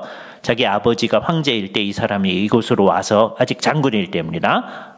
황태자일 때 와가지고서는 예루살렘 성을 점령을 합니다. 그죠? 그래서 무너뜨려요. 정말. 예수님이 이 얘기할 때 27년 또는 30년, 편안하기 위해서 30년이라고 해봅시다. 30년에 이 얘기를 하셨는데 40년이 지나서 AD 70년에 예루살렘 성이 멸망하는 거예요. 그 기간 동안 40년 동안 예수를 믿는 유대인들이 그 땅에 사니까 누구의 말을 기억하고 있어야 돼요? 예수님 말을 기억하고 있어야 되죠. 그래서 예루살렘 성이 멸망할 것 같다. 그럼 어떻게 해야 돼요? 왜 로마 군대가 와서 우리를 침략하는데 우리가 끝까지 싸우다가 항전해야지. 예? 그래야 돼요? 예수님 뭐라고 그랬어요? 산으로 도망하라 그랬어요. 산으로 가야 돼. 그렇죠? 그래서 예루살렘 성이 멸망됐거든요. 그런데 이 사람들이 어디로 가는 예수를 안 믿는 사람들, 유대인들은 마사다라고 하는 곳에 갔어요. 그래서 3년 동안 더 투쟁을 했습니다. 근데도 이제 로마 군대에 멸망하게 되거든요. 그래서 어떻게 했느냐? 어린 아이들하고 부인, 아녀자들을 먼저 다 죽여놓고, 다음에 자기들 가운데서도 나머지 사람들은 다 이제 자살하게 하는 사람들이 다 죽이고, 맨 마지막에 자기가 자살하고, 로마 군대들이 올라와 봤더니 전부 다 죽은 것을 발견했어요. 그죠? 누구 말씀대로 안 한 거죠. 그 사람들 워낙 예수 안 믿는 사람이었으니까. 유대인들은 그 마사다 항전을 굉장히 의미 있는 거로 생각하는데 예수님이 얘기하고 이제 반대되는 일을 하는 거죠. 그 사람들은 좋은 유대인 민족주의자일 수는 있어요. 그런데 예수님의 말을 안 듣는 사람들이죠. 그죠? 이거 잘 생각하면서 봐야 됩니다. 그래서 어느 정도 빨리 도망가라고 얘기하느냐? 지붕에 있는 사람은 집 안에 있는 물건을 가지러 내려가지 말고 도망가라는 거예요. 그냥 내려와서 그냥 도망가라는 거예요. 그렇게 빨리. 밭에 있는 사람은 겉옷을 가지러 뒤로 돌이키지 말고 그냥 도망가라는 거예요. 밭에서 일하다 그냥 도망가라. 그날에 아이 벤 자들과 젖 먹이는 자들에게 화가 있으리로다. 이 말씀도 또 사람들을 미혹해 하는 건데 주님이 오시는 게 가까워왔는데 언제 결혼을 합니까? 언제 애를 낳습니까? 이런 사람들이 있어요. 그게 아니다. 이건 누구에 대한 거예요? 예루살렘 성전 멸망할 때 그 당시 사람들한테 하는 얘기다. 그죠? 그것을 어디서 잘 보여주느냐? 20절 말씀에서 잘 드러납니다. 너희가 도망하는 일이 겨울이나 안식일이 되지 않도록 기도하라. 그죠? 안식일이 되면 이거 우리하고는 상관없는 말이에요. 유대인들은 안식일날 갈 수 있는 거리, 베단이 있는 곳으로부터 예루살렘까지 거긴 갈 수 있어요. 그 이상 가면 안 돼. 그렇죠? 그러면 외적이 침입해 오는데 요게 안식일날 가는 거리니까 여기 머물러 서서 이제 나를 죽이시오. 그리고 서 있어야 되잖아요. 그러니까 안식일날 그날 되지 않도록 해라 라고 얘기하신 거죠. 그러니까 배경이 어떤 거냐? 이게 유대인들을 배경으로 하는 얘기구나. 이거 우리하고 상관이 없는 거예요. 그죠? 그러니까 이거를 잘 생각을 해봐야 됩니다. 다음에 이제 재미있는 말. 21절. 이는 그때 큰 환란이 있겠습니다. 요 큰 환란이라는 말을 경첩 삼아서, 경첩이란 말을 여러분 생각해 주시면 좋은데, 하나는 지금 예수님이 말씀하시는 이때로부터 한 40년 뒤에 일어날 예루살렘 성전의 멸망을 얘기하는 거고요. 그 경첩을 가지고서 예수님이 다시 오실 때 있을 큰 환란에 대한 얘기를 하는 거예요. 이거 잘 생각해야 돼요. 초림서부터 재림까지가 예수를 믿는 사람한테는 어떤 시기라고요? 환란의 시기라고 그랬어요. 그죠? 우리는 각오를 해야 됩니다. 그죠? 그걸 우리는 뭐라고 표현하느냐? 고난의 복음이라고 표현해요. 예수를 진짜로 믿으면, 성경을 진짜로 읽었을 때 예수를 정말 믿는 사람들은 이 땅에서 고난받는다고 하는 것을 알게 되어집니다. 고난을 좋아하는 사람 아무도 없어요. 근데 이 사람들한테 고난 속에서도 주님과 함께 어려움 속에서도 잘 살아남아 있을 수 있게 얘기하는 얘기가 계속되어진다는 거죠. 그래서 우리는 이 땅에서 어려움을 당하고 있으리라 라고 하는 것을 알아요. 그러나 기쁨으로 그것을 받아 나가게 된다. 고난의 복음 속에 있는 거예요. 자, 그런데 전체가 환란인데 맨 마지막 때에 커다란 환란이 있을 거다. 그렇게 얘기해요. 한국교회에서는 그것을 커다란 환란이니까 큰 환란이라고 그랬죠. 그래서 그거를 대자를 써가지고 대환란 그렇게 얘기합니다. 아까 얘기했던 모든 것이 마찬가지예요. 미혹해하는 일, 거짓 그리스도가 나타나는 일 처음부터 있었는데 예수님이 다시 올 때 그게 점점점 증진하겠죠.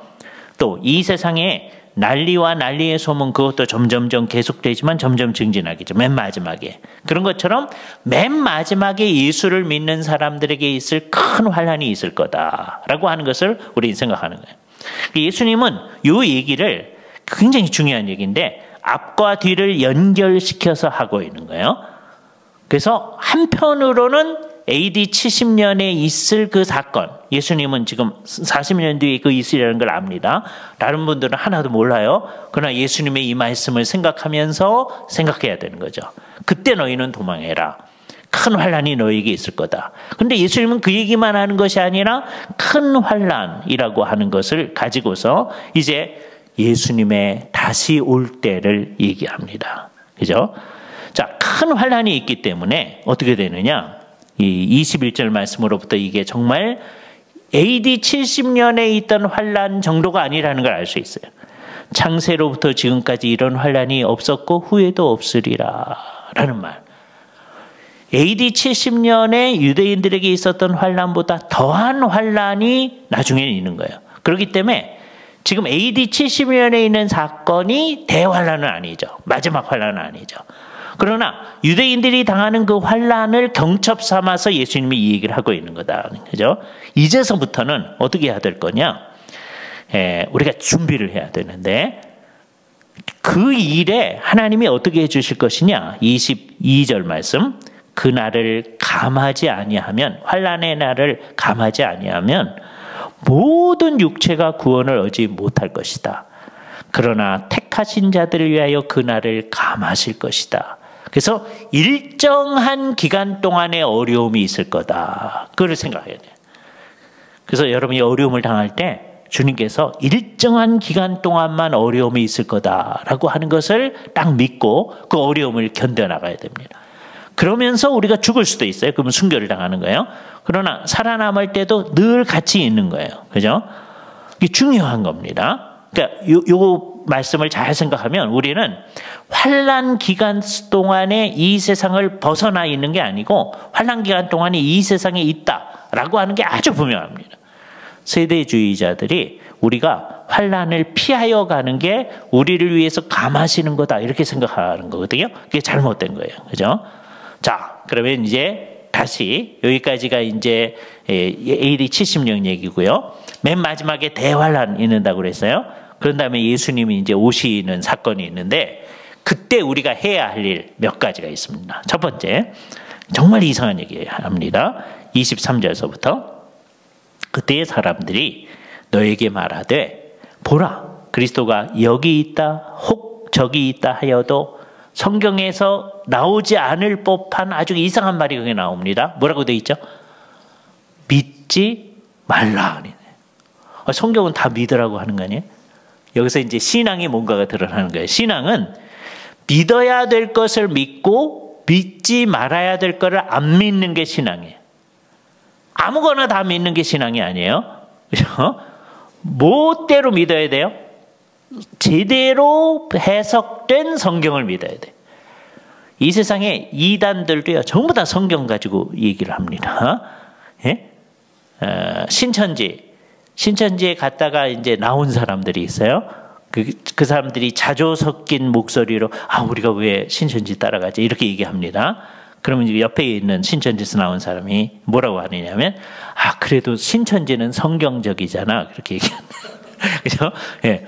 그러니까 그냥 다 성경적이다 하면 안 돼요.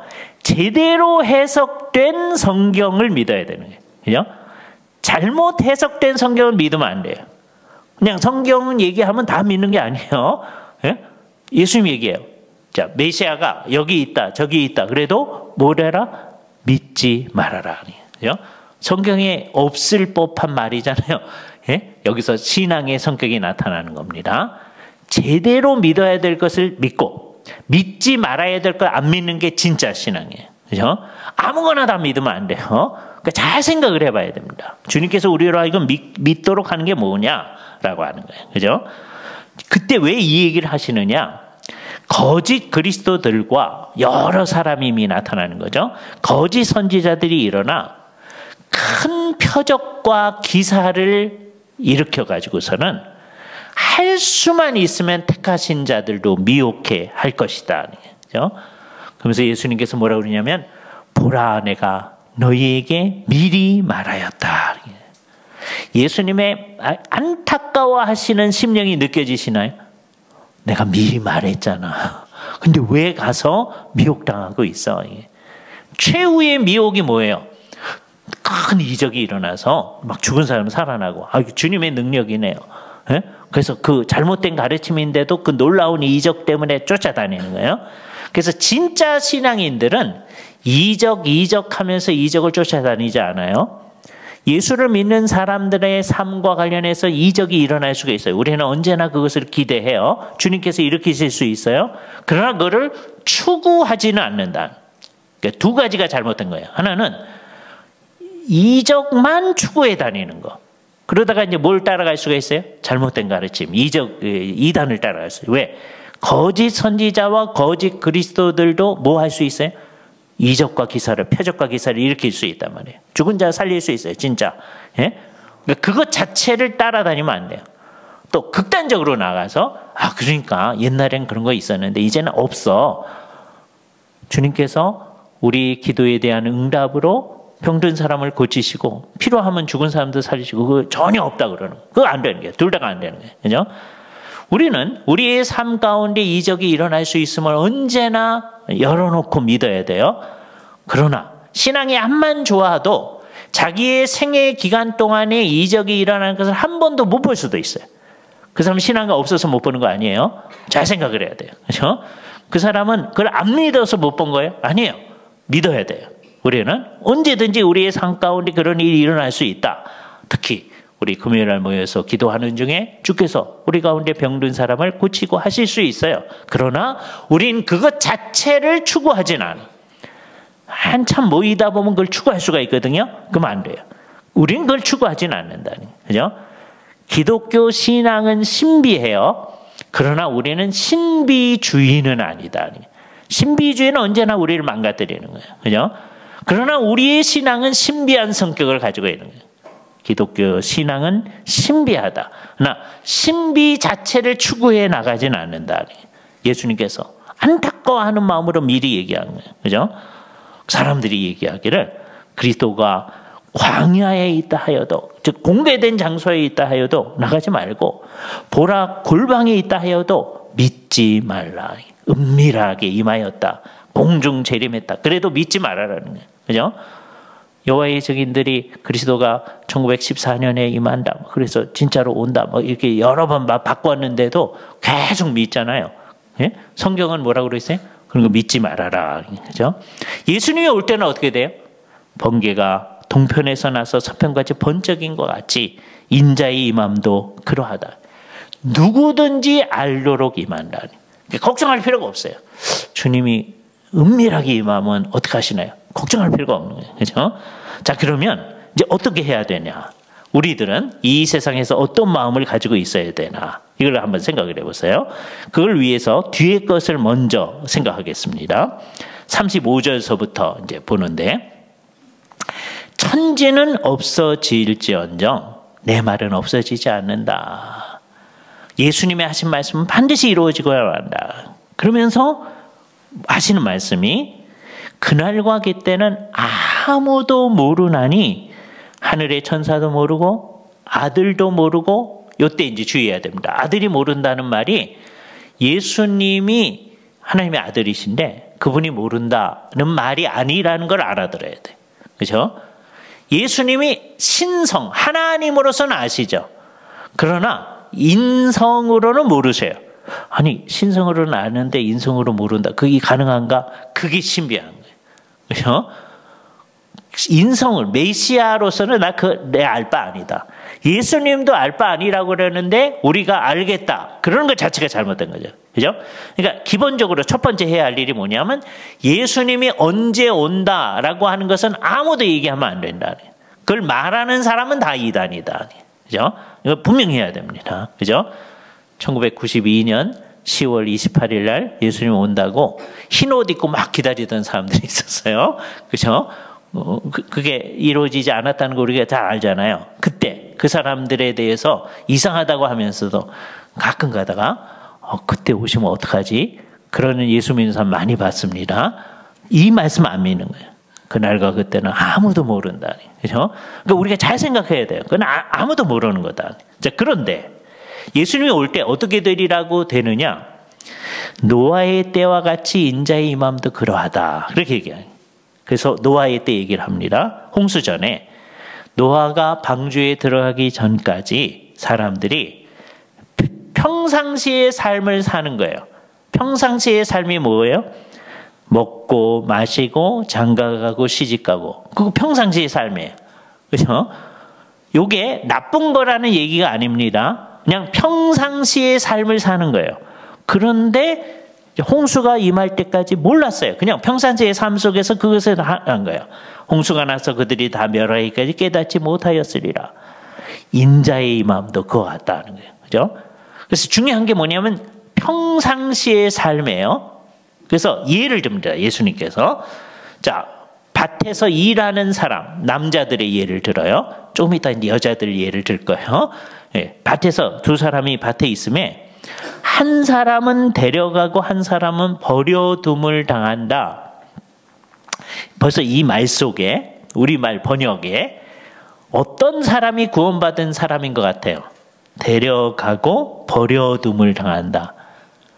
데려간 사람이 구원받은 사람인 것 같은 인상을 주잖아요. 그렇게 생각하는 사람 많았어요. 꼭 그런 얘기가 아닙니다. 이건 뭘 얘기하는 거냐? 분리를 얘기해요. 분리. 이거 가지고 쓸데없이 싸우면 안 돼요. 어떤 사람들은 이제 그 기독교 세계관 열심히 공부하신 분들은 이 땅에 있는 그 사람들이 구원받은 사람이다. 이렇게 얘기하려고 하는. 그 때문에 서로 싸우는 사람들이 있어요. 그거 아니에요. 이거는 뭘 얘기해 주냐? 똑같은 일을 하는데 분리되어지는 거예요. 같은 일을 하는데. 여자들의 예를 듭니다. 두 여자가 맷돌질을 하고 있음에 같은 일을 하는 거예요. 한 사람은 데려가고 한 사람은 버려둠을 당할 것이다. 분리가 일어난다는 거예요. 어떤 사람이 구원받은 사람이니까 생각할 필요가 없는 거예요. 똑같은 일을 하고 있는데도 분리가 일어나는 거예요. 뭐에 따라 분리가 일어나냐? 이 본문 자체에는 그게 없습니다. 그러나 뒤에 있는데 결국 따지면 예수님을 진짜로 믿느냐 안 믿느냐에 따른 분리인 거예요. 안 믿는 사람은 구원받지 못하는 거예요. 진짜로 믿는 사람은 구원받는 거예요. 그렇죠? 근데 진짜로 믿는 사람은 어떻게 하고 있는지가 그 다음에 나타나요. 그렇죠? 주님께서 이렇게 얘기하십니다. 42절. 그러므로 어떻게 있으라? 깨어 있으라. 그 말은 밤인데 지금 우리가 안 자고 깨어 있잖아요. 이 상황을 얘기하는 걸까요? 그러면 오늘 밤새도록 여기 있어야 돼. 예? 그 얘기가 아니라는 걸 알잖아요. 그렇죠? 그런데 많은 사람을 이 깨어 있는 거를 정말 밤에 안 자고 깨어 있는 거라고 생각하는 사람 되게 많이 있어요. 이건 뭐 서구에서도 마찬가지고 우리나라에서 마찬가지입니다. 지금은 조금 괜찮아졌는데요. 1960년대에서부터 80년대에는 어떤 일이 말하느냐. 물론 그때도 잘 생각해 보면 절대적으로 깨어 있는 그런 식으로 깨어 있는 사람 없어요. 근데 되게 어떻게 되냐? 우리가 이제 오늘 8시서부터 여기 모였잖아요. 1960년대, 80년대 직장 갔다가 한 8시 뭐 이때쯤 이제 여기 이제 다 오세요. 전부 다. 예? 그래서 기도하고 새벽 기도할 때까지 해요. 그러니까 반쯤은 이제 기도하고 반쯤은 자고 그러겠죠. 그리고 새벽 기도회 하고 이제 출근하세요. 그리고 다시 했다가 이제 그 다음 밤에 또 오세요. 왜? 뭐 하기 위해서? 깨어 있으려고. 이게 문자적으로 깨어 있는 걸 자꾸 생각하는 거예요. 그렇죠? 예. 그래서 이제 누군가가 죽고 그랬을 때 밤에 이제 깨어 있는 거 자꾸 생각하잖아요. 근데 이 얘기가 아니다. 그렇죠? 깨어 있으라는 것은 정신을 차리고 있으라는 거예요. 그러니까 사는 삶의 태도예요. 나중에 이제 자는 태도도 마찬가지예요. 자, 어떻게 되는 거냐? 이렇게 돼 있어요. 언제 너희 주가 임할는지 알지 못함이니라. 그러면서 예를 듭니다. 만일 집 주인이 도둑이 어느 시각에 올 줄 알았더라면 어떻게 했을 거다? 깨어 있어 그 집을 뚫지 못하게 했을 것이다. 이와 같이 너희도 준비하고 있으라. 이게 중요한 거죠. 그러니까 우리는 어떤 사람이에요? 항상 준비하고 있는 사람이에요. 예수를 믿는 사람의 특성을 얘기해 주는 거예요. 초림서부터 재림까지가 전부 다 나쁜 일이잖아요. 그렇죠? 그렇다고 하는 것을 잘 알고 있는 거죠. 이 세상에선 그렇게 되리라고 하는 것을 알고 있는 거예요. 그 안에 세상에서는 사랑이 식는다고 그랬잖아요. 근데 사랑이 식어가는 세상 가운데서 진짜 사랑하는 사람, 깨어있는 사람만이 진짜 사랑하는 거예요. 그죠? 부부간에서도 진짜 사랑하고 자녀들도 진짜 사랑하고, 예? 이제 부부간에 가짜 사랑하는 사람 있을 수 있다는 거죠. 예? 자녀를 가짜로 사랑하는 사람, 이게 굉장히 어려워요. 자녀를 가짜로 사랑하는 게 뭘까? 예? 자녀가 잘 되기를 바라는데 하나님의 뜻하고는 상관없이 그냥 잘 되기를 바랄 때, 그게 결국 따져보면 뭐예요? 가짜로 사랑하는 거예요. 그죠? 그게 깨어있지 않는 거예요. 그렇잖아요? 부부간에 우리 그냥 행복하고 잘 살기를 원해요. 뭐 이거 하나님하고 상관없이 그것만 원할 때 그게 뭐예요? 깨어있지 않은 거예요. 그렇죠? 그러니까 이 세상에서 세상은 정말 하나님이 생각하는 진짜 사랑의 기준에 비춰보면 다 가짜로 사랑하는 거예요. 사랑 안 하거나 가짜로 사랑하는데 거기에 유일하게 진짜로 사랑하는 사람들로 있는 사람. 누구가 그런 거예요? 깨어있는 사람들. 예수님을 진짜로 믿는 사람들. 그런 거잖아요. 그죠? 우리가 그런 거예요.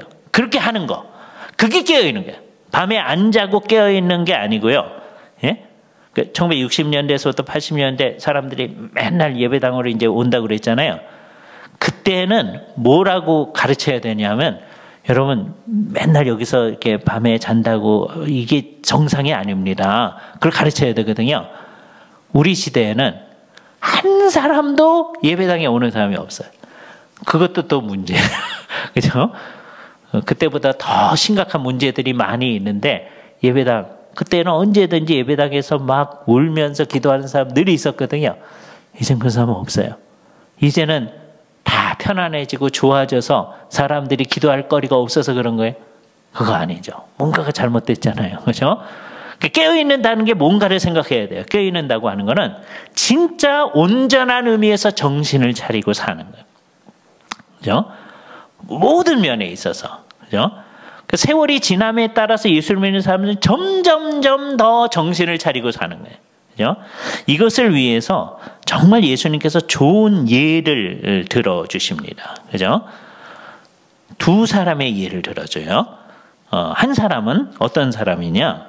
45절에 있는 얘기인데, 충성되고 지혜 있는 종이 되어 주인에게 그 집 사람들을 맡아 때를 따라 양식을 나눠주는 사람, 즉 청지기 가운데 사람들에게 필요한 것을 잘 공급해 주는 사람. 그죠? 주인이 올 때 그 종이 이렇게 하는 것을 보면 그 종이 복이 있다. 복이 있는 종인 거예요. 자, 이 말을 제일 딱 의미 있게 들을 사람이 누구냐? 우선 예를 하나 드는 겁니다. 우리 교역자들이 이 말이 잘 적용이 되어집니다. 목사님, 전도사님 이런 분들 하신 일이 뭐예요? 주님으로부터 그 집 사람들을 맡아서, 여러분들이 하나님 나라의 백성들이잖아요. 우리 목사님한테 여러분들을 위임해 놓은 거거든요. 그래서 성도들한테 필요한 것을 때를 따라 공급을 해주는 거죠. 그죠? 그러니까 교역자들한테 이게 아주 적절한 말이에요.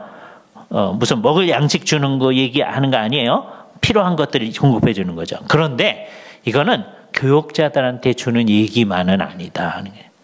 우리가 이 세상에 예수를 믿는 사람으로 산다고 했을 때 우리는 어떻게 사는 거예요? 사람들을 맡아가지고 사람들에게 필요한 것을 공급해 주는 사람으로 사는 거예요. 그렇죠? 아니 내가 벌어가지고 내 돈인데 왜 사람들한테 공급을 해주나요? 그러면은 이제 문제가 되는 거예요. 그렇죠? 분명히 우리가 열심히 해오는 거예요. 그래서 우리는 열심히 일을 해가지고 사람들한테 막 나눠주는 거예요. 미쳤죠? 정신 나간 사람들. 그죠? 그래서 우리도 안 미치기 위해서 그러는 사람이 아주 소수예요. 예? 이게 심각한 문제입니다. 우리가 진짜 교회라면 교회도 자꾸 그렇게 되어지는 거예요. 교회 공동체가 제대로 되면 교회 안에서도 그렇게 정말 다른 사람을 위해서 넘쳐나고 우리는 다 하나님의 말씀 가운데서 제대로 하니까 나중에는 우리는 서로 도울 필요가 없고 왜? 다들 열심히 일하니까요. 이 교회 바깥으로 자꾸 뭐가 넘쳐나가게 되어 있는 거예요. 그죠? 그렇게 교회 공동체가 하는 걸 보고 성도들도 이 세상에서 그렇게 사는 거죠. 아까 얘기한 대로 진짜 사랑하는 삶을 사는 거예요. 그게 정신을 차리고 사는 거죠. 하나님의 뜻을 알고 그 뜻을 실현해 가며 사는 거예요. 그죠? 주께서 오실 때 그렇게 하는 걸 보면 그 사람에게 복이 있다. 그죠? 자, 이때 이 얘기를 잘 이해하기 위해서 여기도 이제 다들 커플이라고 해봅시다. A 커플, B 커플, C 커플, D 커플이라고 해보세요. 그죠? 자, 그런데 첫 번째 커플은 정말 주님이 오시는데 둘이 손잡고 짝기도 하고 있었어요. 그죠? 두 번째 커플은 성경을 열심히 공부하면서 있었어요. 그죠? 근데 세 번째 커플은 정말 주님의 뜻을 즐거워하면서 어디 놀러 가며 있었어요. 그죠? 자, 그럴 때, 자, 한번 생각해 보세요. 주님께서 다 주님 생각은 똑같아요. 주님의 뜻을 잘 생각하면서 있었어요. A 커플, 짝기도 하는 커플한테만 착하고 충성된 종아 그랬을까요? 성경 공부하는 이 커플에게만 착하고 충성된 종아 그랬을까요? 여기 놀러 간 커플한테는 악하고 게으른 종아 그랬을까요? 그렇지 않아요. 그죠? 놀러 갔어도 정말 주님의 뜻을 생각하면서 정말 정신을 차리고서 그렇게 했으면 이 사람들한테도 뭐라 그러는 거예요? 착하고 충성된 종아 그러는 거예요. 그죠? 그러니까 여기서 말하는 집안 사람들을 맡아서 필요한 것을 공급하며 하는 것을 너무 노동 위주로만 생각하면 안 된다는 것을 알도록 하기 위해서 말씀을 드리는 거예요. 그죠? 우리 일상생활 전체를 하나님의 뜻을 생각하면서 살아나가는 삶. 아까 얘기했던 천국 복음을 실현하면서 살아나가는 삶을 살아나갈 때 주께서 뭐라 그래요? 착하고 충성된 종아. 그렇게 하는 거예요. 그죠? 근데 암만 짝기도 하고 있어도 하나님의 뜻을 전혀 생각하지 않고 있다. 그러면 악하고 게으른 종아 이렇게 되는 거예요. 자기들 나름대로. 그죠? 여러분 한번 생각해 보세요. 옛날에 92년도 10월 28일 날 흰옷 입고 막 준비하는 그 사람들. 예? 근데 마침 그날 주님이 오셨다 그러면 어떻게 됐겠어요? 예? 그러면 그 흰옷 입고 있던 그 사람들한테 착하고 충성된 자가 그랬을 것 같아요? 그 사람들 막 찬송하며 기도하고 있었어요. 그 사람한테 뭐라고 그래요? 악하고 게으른 자가 그러죠. 그죠? 왜 주님의 뜻대로 안 하는 거니까. 그러니까 종교적 형식을 가지고 있다고 해서 그게 다 제대로 되는 건 아니다. 지금 중요한 건 뭐예요? 정신을 차리고 있어야 돼요. 깨어 있는 거예요. 하나님이 원하시는 바가 무엇인가 하는 것이 우리 속에 생생하게 살아 있어야 되는 거예요. 그게 우리에게 나타나는 거죠. 그죠? 그러면 어떻게 되느냐? 내가 진실로 너에게 이르노니 주인이 그의 모든 소유를 그에게 맡기리라. 그래서 우리가 어떻게 될 거냐? 나중에 예수님이 다시 오시게 되면요. 온 세상을 주님의 뜻대로 통치하는 일을 하게 되는 거예요. 그죠? 그게 궁극적으로 우리가 할 일이에요. 그때 없어지는 직업 몇 가지가 있습니다. 첫 번째 없어지는 직업, 의사가 없어져요. 왜요? 아무도 안 아프거든요. 두 번째 없어지는 직업, 변호사. 예? 변호사 없어져요. 그죠? 왜요? 아무도 소송 안 해요. 예? 그보다 더 빨리 없어지는 직업, 목사. 예? 예. 목사님과 저는 이제 직업이 없어져요. 우리 다른 일을 찾아야 돼. 그러나 우리뿐만 아니라 우리 모두가 주님을 위해서 열심히 다른 일을 이제 하게 될 거예요. 그죠? 이 지구 안에서만 하는 게 아니에요. 우주 전체를 우리에게 맡기셔서 하나님이 원하시는 놀라운 일을 하게 될 거예요. 그게 우리의 이상인 거예요. 그 일이 우리에게 맡겨졌다. 그 천국을 온전하게 실현해 나가는 일. 그게 나중에는 예수님이 오시면 눈에 보이게 나타날 건데 지금은 눈에 안 보이는 형태로 이 땅에 있단 말이에요. 주님이 통치하신다는 거예요. 주님의 통치는 주님의 다스리심이잖아요. 그러니까 매일매일 살면서 여러분들이 스스로 주님이 원하시는 바가 뭔가 하는 것을 찾아서 그걸 실현하려고 애써 나갈 때, 그게 주님의 통치를 이 세상에 실현하는 거예요. 그게 정신을 차리는 거예요. 그죠? 내가 형제들하고 자매들하고 관계를 해나갈 때 어떻게 해나가는 게 주님이 원하시는 건지를 정말 알아나갈 때, 그죠?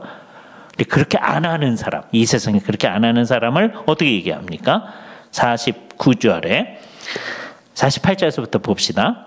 만일 그 악한 종이 마음에 생각하기를 주인이 더디 오리라 하고 자기 나름의 생각이 있어요. 예? 주님이 언제 올 거다. 그럼 이 사람 잘했을 사람이에요. 그죠? 근데 뭐라고 생각하고 있어요? 주님이 이때는 안 와. 자기 나름의 생각이 있어. 그래서 어떻게 하느냐? 깨어있지 않는 거예요. 그래서 이렇게 표현했어요. 동료들을 때리며 술 친구들과 더불어 먹고 마시게 되면, 그죠? 그러니까 이 세상에서 사는 것보다도 더 못하게 사는 거죠. 남들을 억압하고 그다음에 자기의 쾌락을 위해서 그냥 살고 있으면 생각하지 않는 날 알지 못하는 시각에, 왜? 그 사람은 주님이 이때는 안 온다고 생각하고 있었기 때문에 그 종의 주인이 이르러, 재미있는 표현입니다. 어미 때리고 외식하는 자가 받는 별에 처하리니 거기서 슬피 울며 이를 갈리라. 이 말은 뭡니까? 나중에 주님께서 태형하신다는 게, 진짜 때린다는 거예요? 아니죠. 이게 월드 프레이인데, 말장난인데, 그 사람이 살 때 어떻게 했다고 그랬어요? 동료들을 때리며 그랬잖아요. 그래서 이 말을 쓴 겁니다. 그렇죠? 주님께서 어떻게 형벌하실지는 모르는 거예요. 이 사람은 안 믿은 사람입니다. 결과적으로는 종교적 형태를 가지고 있을런지는 모르지만 하나님을 생각할 수도 있어요. 그러나 진짜로는 깨어있지 않은 거다. 그죠? 그러니까 이것을 잘 주의하셔야 돼요. 그러니까 이 전체 얘기는 초림서부터 재림까지의 전체적 상황을 우리한테 얘기해 놓고서는 우리로 하여금 어떻게 해 있을 것을 생각하는 거예요. 이 상황 속에서, 자, 이 세상에 악한 일이 막 벌어져요. 그리고 죄악이 점점 많아져요. 사랑이 점점 식어지는 상황이에요. 그죠? 거기서 깨어있는 사람 뭐 하는 사람이에요? 천국 복음을 온 세상에 선포하는 사람이죠. 그게 우리예요. 그죠? 우리의 사명은 뭐예요? 천국이 뭔지를 정확히 알고, 이게 제일 중요한 겁니다. 천국은 저 하늘에 있는 천국, 그게 아니에요. 예수 그리스도로 말미암아 우리에게 눈에 안 보이는 형태로 이미 임하여 온 그 하나님의 나라. 그거를 성경에서는 하나님 나라하고 하늘나라라는 말하고 같은 말로 사용을 하고 있어요. 이게 굉장히 중요한 개념입니다. 그죠? 그리고 우리나라에서만 자꾸 저기 있는 천국 자꾸 생각하려고 그래요. 그죠? 저기가 있어요. 저기가 어디냐? 성경에서는 하나님이 계신 곳이잖아요. 하나님이 어디 계신지 주께서 가르친 기도 맨 앞부분 같이 해봅시다. 시작. 하늘에 계신 우리 아버지요. 그랬잖아요. 하나님 어디 계세요? 하늘에 계셔요. 그죠? 성경에 하늘에 계신 아버지라는 말이 계속 많이 나타나요. 예수님께서 그 말을 많이 사용하셨어요. 구약에도. 하나님은 하늘에 계셔요. 예수님께서 부활하시고 승천하셔서 지금 어디 계세요? 하늘에 계셔요. 사도행전 3장 22절. 만물을 회복하실 때까지는 마땅히 하늘이 그를 받아들이라. 예수님이 하늘에 계시거든요. 그죠? 예수님이 하늘에 계시니까 하늘로부터 이제 나중에 다시 오실 거란 말이에요. 하늘은 있어요. 우리가 죽으면 우리가 어떻게 될 거예요? 하늘에 갈 거예요. 그죠? 그러니까 성리 말한 대로 써야 돼요. 하늘에 갈 거예요. 누가 하늘에 가요? 이 땅에서 천국에 있던 사람들이 가는 거예요. 누가 천국에 있어요? 이 세상에서 거듭난 사람들. 그죠? 중생하지 아니하면 하나님 나라에 들어갈 수 없으리라 그랬잖아요. 물과 성령으로 거듭나지 아니하면 하나님 나라에 들어갈 수 없으리라. 그 말을 바꾸면 물과 성령으로 거듭난 사람들, 어떻게 된 사람들이? 하나님 나라에 들어와 있는 사람들이죠. 그죠? 그 사람들은 일단은 그것을 믿어야 됩니다. 예? 나 예수를 믿긴 믿는데요. 하나님 나라 가는 거는 죽은 다음에 가는데요. 제가 대학교 1학년 때까지 그랬다니까요. 그럴 때 주님께서 뭐라고 그러셨겠어요? 예? 내가 왜 가르친 대로 안 생각하지? 그러실 거 아니에요. 그죠? 예수를 열심히 믿는 학생인데도 그렇게 한단 말이에요. 예? 여러분도 오늘 이 말씀 앞에서 잘 생각해야 돼요. 그죠? 우리에게 첫 번째 정신을 차려야 될 게 뭐다? 예수 그리스도로 말미암아 그분의 속죄로 말미암아 우리가 하나님 나라 안에 있다. 이 사실을 딱 믿어야 돼요. 그래서 우리는 뭐 하는 사람이에요? 일단은 우리의 삶으로 하나님의 나라가 여기 있음을 잘 나타내며 사는 사람이에요. 여러분이 사는 모습을 보면서 우리 현실은 그런데 누군가 그렇게 표현해요. 내 꼬라지를 보고 예수를 믿겠느냐. 우리 현실은 그럴 수도 있어요. 그러나 제대로 된 모습은 어떤 거예요? 우리 사는 모습을 보고 사람들이 당신이 믿는 하나님 나도 믿고 싶습니다. 그렇게 돼야 되잖아요. 그죠? 그러니까 우리 이 현실, 잘못하는 이 현실에서 우리는 잘 생각해야 돼요. 주께서 우리에게 얼마나 놀라운 구원을 가져다 주셨는가 하는 걸 생각하는 거예요. 그죠? 여기로 딱 변해 가야 됩니다. 요게 이제 매일매일 우리가 해야 돼요. 삶 가운데서. 그게 오늘 본문이 얘기하는 깨어있는 거예요. 밤에 깨어있는 얘기가 아닙니다. 예? 밤에는 잘 주무셔야 되는 거예요. 예? 제일 어려운 게 밤에 못 주무시는 분들이거든요. 예? 그때 이제 여러 사람이 도와줘서 밤에 주무실 수 있게 해주셔야 됩니다. 이거 좀 어려워요. 왜냐하면 이게 일종의 문제 때문에 그럴 수 있으니까 당신은 왜 하나님을 사랑한다고 하면서 밤에 잠도 못 자고 그럽니까? 그렇게 아픈 사람을 두 번 아프게 하면 안 됩니다. 우리는 잘 도와줘서 밤에 잘 주무실 수 있게 만들어줘야 돼요. 그죠? 예. 자, 그러니까 어떤 사람이 이것 가지고 이제 목사님한테 뭐라 그럴 수도 있어요. 목사님, 왜 이렇게 늦은 시간에 우리 집회를 해요? 우리 잠자게 해주셔야죠. 오직 주님께 기도를 안 하면 이런 시간에 우리가 하겠어요. 그죠? 이 일 굉장히 중요한 일이에요. 그죠? 그러나 이게 끝나고 나면 여러분들이 열심히 기도하신 다음에 또 열심히 주무셔야죠. 그죠? 주무실 때도 깨어 있어야 된다. 예? 예, 주무실 때도 깨어 있는 게 뭐예요? 진짜로 와이드 어웨이크 그 얘기가 아니라 잘 주무셔야죠. 근데 주무실 때도 주님의 뜻을 생각하며 사는 거예요. 주무실 때도. 아침에 일어나서 하루 종일 살 때 주님의 뜻을 생각하며 사는 거죠. 매일매일을. 그죠? 그게 깨어있는 사람입니다. 그게 이제 우리의 삶을 살 때 사람들, 저 사람한테 필요한 게 뭔가, 필요한 것들을 자꾸 공급해 주는 거예요. 어떤 사람은 사랑이 필요합니다. 그럼 가서 사랑을 전달해 주는 거예요. 그렇죠? 어떤 사람은 물질이 필요하면 필요한 물질을 교회 공동체가 힘을 쓰고 우리 개개인이 힘을 써서 또 전달해 주는 일을 하는 거예요. 그죠? 사람들은 이렇게 필요한 것들을 갖다 주는 거죠. 필요한 것들을 주님의 뜻대로. 주님께서 우리에게 맡겨주셨다. 그걸 생각하면서 이제 하는 거예요. 그죠? 그렇게 살아나가는 삶을 살아요. 그리고 내가 그렇게 사는 것으로 만족하지 아니하고 다른 사람도 그렇게 살도록 하는 거죠. 왜요? 다른 사람들로 이 천국 복음을 듣고 하나님 나라 안으로 들어와야 되니까. 그게 우리의 삶이다. 그죠? 종말을 얘기할 때 우리는 이런 삶의 태도를 가지고 살아나가는 것을 종말론적인 삶의 태도라고 하는 거예요. 이제부터는 분명해야 돼요. 우리가 살고 있는 시기가 전쟁이 일어나고 기근이 일어나고 하니까 이제는 종말의 때야. 그러면 안 돼요. 성경을 배웠으면.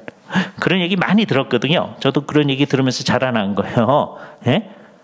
그러나 사실 성경에 의하면 언제서부터가 종말이다? 예수님의 초림서부터가 초림이에요. 그죠? 그러나 아직 뭐는 아니다. 끝은 아직 아니다. 그죠? 그 사이 기간에 우리가 살고 있는 거예요. 그래서 아주 유명한 말입니다. 시간과 시간 사이. 그죠? 예수님의 초림이라는 시간, 그다음에 예수님의 재림이라는 시간, 그 사이에 우리가 살고 있어요. 그죠? 여기서 우리는 무슨 역할을 해야 돼요? 깨어있는 사람. 하나님 나라 백성의 역할. 하나님 나라 백성들이 어떻게 해야 될 것인가? 이때 이제 정신을 안 차리면 깨어있지 않은 사람이 되는 거죠. 그러면 어떻게 되느냐? 예수님이 올 때가 가까운 것 같아. 자꾸 그러는 거예요. 그거 신경 쓰지 말라 그랬는데. 우리는 어떻게 사는 거예요? 매일매일 주님의 오심을 준비하며 사는 거예요. 네? 그러니까 예수님이 언제 오신다고 해서 특별히 다른 삶을 사는 게 아니에요. 왜요? 매일매일 똑같이 사는 거예요. 매일매일 죄 짓고 똑같이 사는 거 그거 말고 주님이 원하시는 뜻을 제대로 하는 거죠. 그죠? 그래서 하루가 다 끝나기 전에 우리가 잘못했던 거를 자꾸 회개를 해야 되잖아요. 그죠? 분을 내어도 그 밤이 저물기 전에 하나님 앞에 회개를 해야 될 거 아니에요. 그죠? 이 밤에 내가 죽는다든지 아니면 이 밤에 주께서 오신다고 해도 문제가 없도록 해야 돼요. 물론 하나님이 그렇게 계산적이지 않아요. 너 그거 회개 안 했지, 그러니까 안 돼, 이러지 않아요. 그러나 그걸 너무 믿어서 그냥 우리가 오용하는 찬송 가운데 하나, 내 모습 이대로 주 받으시옵소서, 이거 많이 오용합니다. 네? 주님의 의도는 그게 아니거든요. 우리가 부족해도, 암만 열심히 잘한 사람도 부족해요. 네? 성경을 다 따져보면 그렇거든요. 그러니까 내 모습 이대로 받아주시옵소서, 이 마음이거든요. 그건 최선을 다한 사람이 하는 말입니다. 근데 최선을 전혀 다하지도 않아 놓고 내 모습 이대로 주마저, 그건 너무 뻔뻔한 일이거든요. 깨어있지 않은 거예요. 그죠? 우리가 잘 생각해야 됩니다. 이 본문을 잘 보면서 우리들은, 자, 시대를 바라보면서, 이 시대가 이러니까 주님이 오실 때가 가까워서, 이런 얘기 하지 말자. 그죠? 우리는 언제나 종말론적 삶의 태도를 가지고 살고 있는 거예요. 오늘 주님이 오셔도 괜찮다. 그죠? 루터가 한 말이라고 합니다. 오늘 종말이 온다 할지라도, 루터도 이제 옛날식으로 표현한 거예요. 종말이라고 말하면 안 되죠. 끝이 온다 할지라도 라는 한 그루 사과나무를 심겠다. 그 많은 사람들은 여기 스피노자가 한 말이라고 잘못 얘기를 하는데, 이게 루터가 이게 성경적 가르침 가운데 하는 거예요. 그죠? 아니, 주님이 오시는데 사과나무 못으로 심나요? 이러는 사람들, 정말 이상한 생각을 하는 거예요. 학교에서 우리 학생들한테 늘 이렇게 얘기합니다. 주님이 오늘 저녁에 오면 레포트 안 써도 되죠? 그러지 않는다는 거예요. 그죠? 주님이 오늘 저녁에 와도 우리는 해야 할 레포트 다 쓰는 거예요. 주님이 오셔서 뭐 점수도 안 나올 건데 못 들어 그러니까, 주님은 우리가 그 공부하는 그 태도, 그걸 보시는 거예요. 그죠? 또 우리의 삶의 태도가 늘 그런 거예요. 똑같이. 늘 똑같이 하나님 앞에서. 근데 똑같은데요, 그게 세월이 점점 지나면서 하나님 말씀을 더 잘 알아나가면 그게 더 생생해지는 거예요. 다 똑같은 건데. 다 똑같은 거예요. 예수 믿는 사람은 다 똑같아야 돼요. 그런데 두 가지, 이게 서로 모순적인 말이긴 한데, 그냥 인간적으로 보면 10년 전보다 지금이 훨씬 주님의 뜻에 가까워져야죠. 그죠? 인간적으로 보면. 근데 대개는 안 그렇거든요. 신앙생활을 한 사람 가운데 대개는 왕년에 열심히 하신 분들만, 옛날에 열심히, 10년 전에 자기 되게 열심히 했다는 거예요. 지금은 그보다 못한데. 이게 뭐가 이상하잖아요. 그죠? 인간적으로 보면 그렇게 되면 안 돼요. 인간적으로 보면 정말 한 5년 전보다 여러분이 더 주님을 사랑하고 주님의 뜻을 더 잘 알고 제대로 해나가야 돼요. 그죠? 그런데 하나님의 관점에서 보면, 이렇게 제대로 한 사람 생각해 봅시다. 5년 전에 우리예요. 그럼 5년 후에 아주 성숙한 우리입니다. 하나님의 관점에서는 이것도 문제가 많고요, 지금 제대로 하는 것도 문제가 많은 거예요. 그죠? 그거 언제 아느냐? 여기서부터 5년 지나서요, 여러분이 자기 자신을 돌아보면 정말 제대로 성숙했을 때 5년 전에 열심히 한다고 한 자기의 모습이 어때요? 웃겨요. 하나님 보시기에. 그죠? 예. 그럴지라도, 그러니까 하나님 보시기에 다 똑같으니까 열심히 하지 말고 그냥 가만히 있겠습니다. 그럴 수 없는 거죠. 그죠? 이 땅 가운데서 우리로서는 맡겨주신 그 일을 제대로 해나가는 겁니다. 그죠? 그럼 이제 종말론적 삶의 태도가 어떤 건지 분명해졌죠. 그죠? 이제는 누가 와서 주님이 오실 때가 가까웠으니 이렇게 새로운 준비를 해야 되겠습니다. 그러면 안 넘어갈 자신이 있죠. 예? 그래도 특별히 무슨 준비를 해야죠. 예? 직업 그만두고 그러면 안 된다는 거예요. 예? 내 일을 그대로 하는 거예요. 똑바로. 그런데 이전보다 훨씬 더 주님의 뜻에 맞게끔 해나가는 거죠. 그죠? 그게 어떻게 사는 거예요? 집주인을 맡아가지고 그 사람들에게 필요한 양식을 공급해 주는 거예요. 이게 얼마나 멋있는 삶입니까? 똑같은 삶을 사는데, 이게 목사님들이 하는 것만 생각하지 말란 말이에요.